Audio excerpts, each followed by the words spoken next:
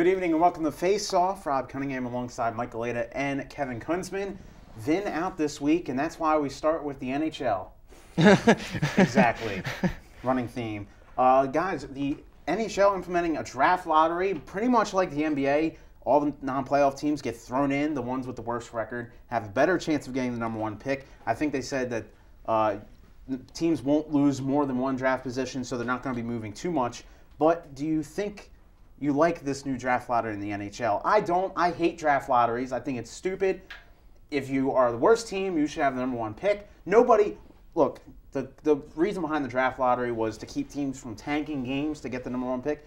No professional organization, I don't care what evidence you try to present, they're not tanking games. Organizations do not tank games. They go out there and play hard. The players are too competitive. They will not submit to that philosophy of let's just lose. No players would ever do that. They're too competitive. No teams tank games. Just give the worst team the number one pick.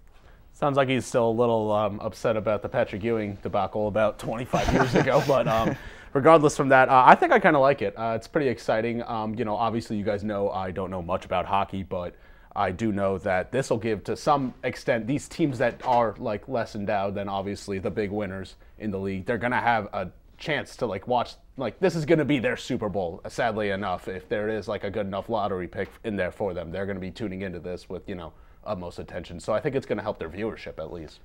I actually agree with you, Rob. I think the NHL draft lottery, this whole new lottery thing is just kind of silly. It gives teams that don't deserve a chance at the number one pick to get the number one pick. If you are the worst team in a sport, you deserve the number one pick to get the best rookie out there. And because you need it the most. Yeah, because you need it the most.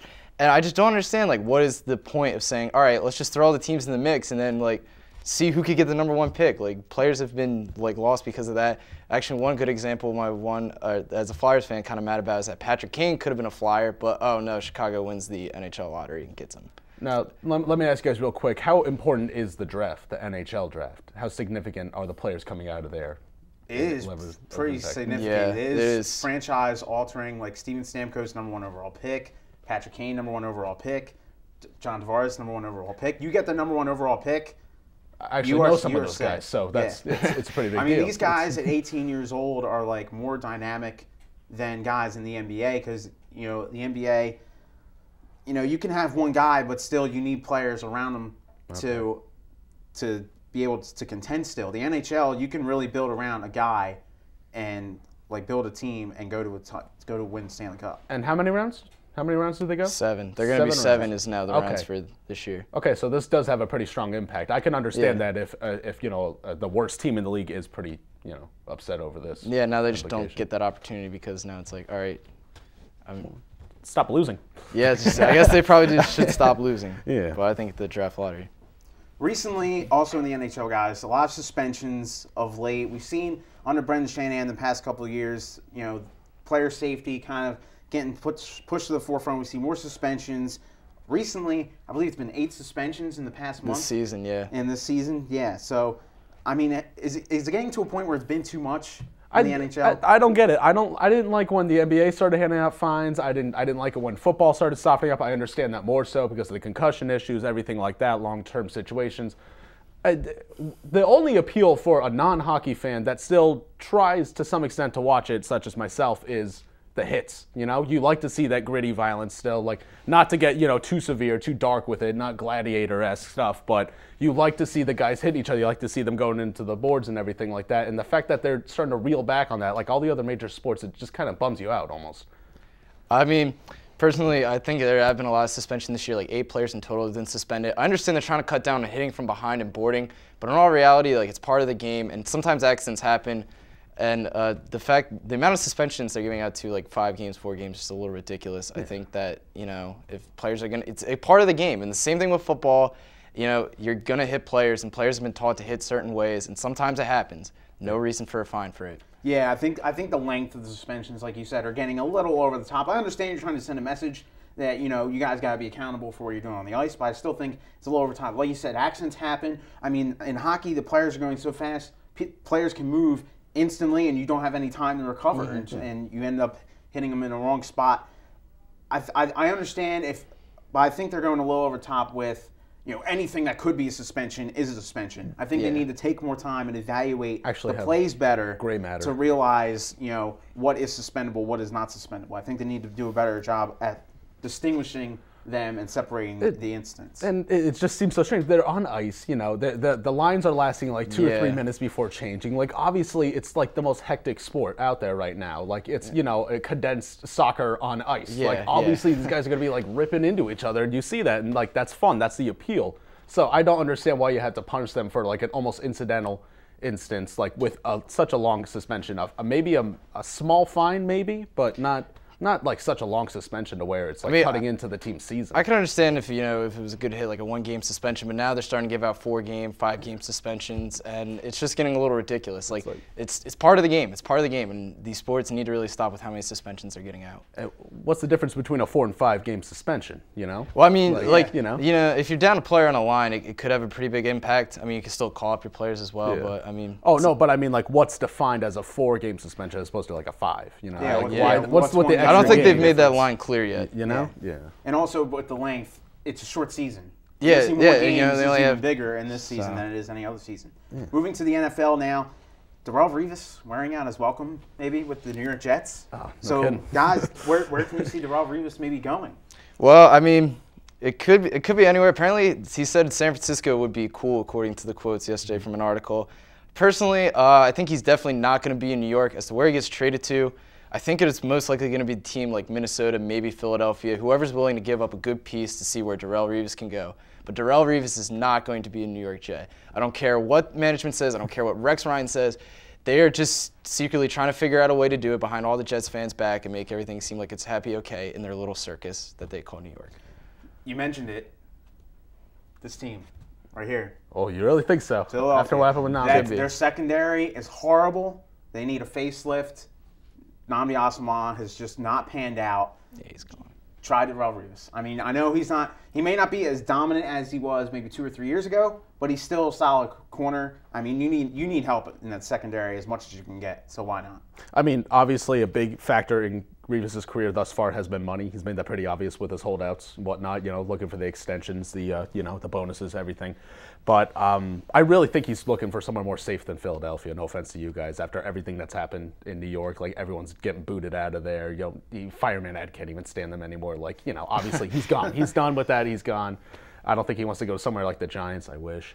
I don't think he wants to go to that big of a media. I can picture him with the Niners. He was talking to Michael Robinson. That's he doesn't where want the attention. Yeah. He was talking to the fullback from Seattle, and he's comfortably telling them that he would love to go there. And you could just tell, like, they're a Darrelle Revis away from a Super Bowl championship. So. He doesn't want the attention, but yet he always brags about Revis Island and the guy, and it makes the list of the wide receivers he's going to be covering this season. Crosses them off the list after each week. But no, he doesn't want to be in a big market. He doesn't want the attention. That makes a lot of sense. Anyway, moving to Joe Flacco, the quarterback. Now the highest paid quarterback in history, NFL history. 6 years, $120.6 million. Is he worth it? Do you guys remember when Eli Manning was the highest paid quarterback in NFL history for about like a few months or so until so-and-so got his extension? It's not a big deal. Everyone's freaking out about, oh my God, how can you give Joe Flacco this kind of money? It happened with A-Rod. Happened with, I can't even remember the NBA guy, but it happens every year. Guys are getting more and more money. That's how it works. It's fluctuating. It's gonna happen. Guys are gonna catch up to him very soon, and it's just not gonna be a significant deal. He just won a Super Bowl. His owner guaranteed him $20 million a year if he won him a Super Bowl. He did. He walked right in there. He got his money. Obviously, that's gonna happen. I don't think he's gonna be the last by any stretch. He's just the first to break that standard of cash. I mean, I agree. It seems like every year there's a new highest paid quarterback from Eli Manning to Peyton Manning or whatever. But I think Joe Flacco was really overpaid with this contract. He's a good quarterback. He's a good quarterback. I can give him that. He is not $120 million worth on the contract. In the Super Bowl, I mean, for most of the years, like besides the exception to this season, I'll give it, the Ravens defense has been good for the past 5 years, however long they've been good. And I think just like Joe Flacco's just been an average quarterback, and now they're giving him such a big contract. And now, actually, I wouldn't be even surprised if at this season, if he had a fluke season with all that money now. Absolutely. Like you said, guys just keep getting more money. They ride the hot guy. They ride the hot guy right here. Next year, whoever wins the Super Bowl, they'll probably be the highest paid quarterback in NFL history. Guys, Trent Dilfer won a Super Bowl.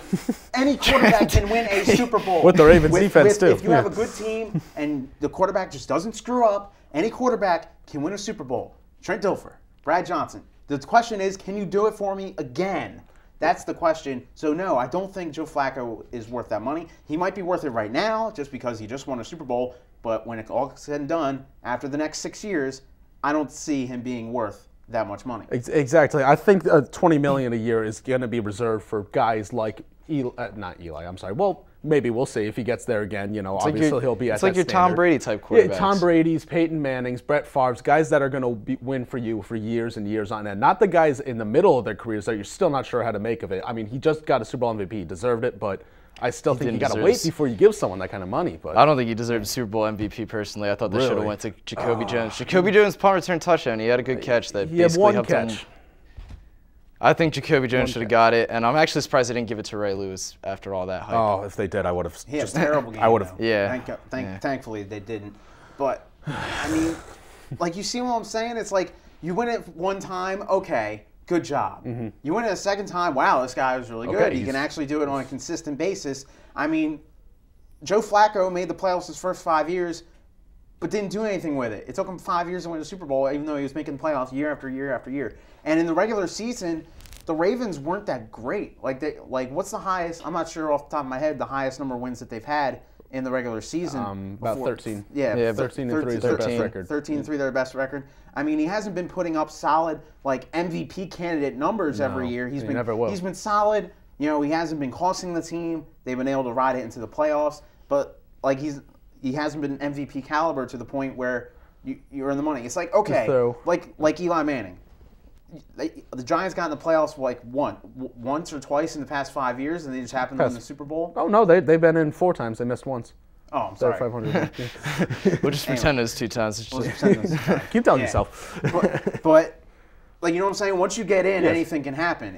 To throw a hypothetical at you, it's as if, remember Phillip Rivers when he tore his ACL, 07, 08, I forget which one it was, AFC Championship. Let's say they win that game, he wins the Super Bowl. He has, a mellow stat line, good enough to get MVP because no one else did really well, and he gets that kind of money, and he's playing as he is now. Imagine if it's that kind of scenario in that. If we're even bringing quarterbacks that get really far, Mark Sanchez and the Jets made the AFC Championship 2 years in a row. If he won a Super Bowl and then performed how he did now, it would be just complete waste. There's guys here, there's Flacco here, and then there's guys up here, and the guys up here should be getting the kind of money he's getting. Absolutely.